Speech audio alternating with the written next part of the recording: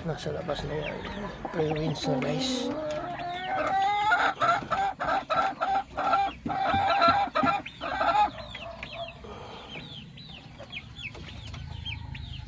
Yun na guys ang ano, commercial na painuman guys. Binibigyan na guys.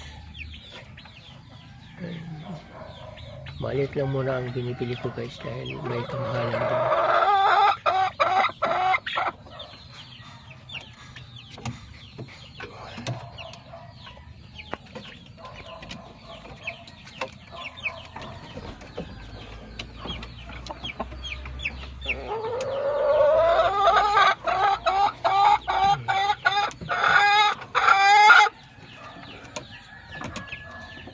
Yan, umiinom na sila guys.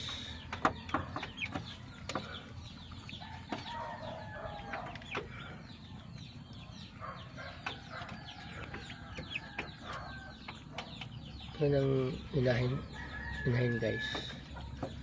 Problema ko lang dito guys, nangangain ng itlog guys.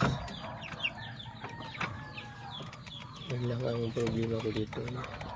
Nahanapan ko muna ng solusyon guys. Paano?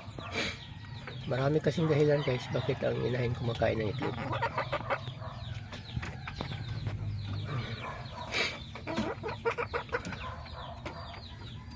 Maraming dahilan. Unang-una, kulang sa calcium. Yung space nila guys, hindi sila comfortable.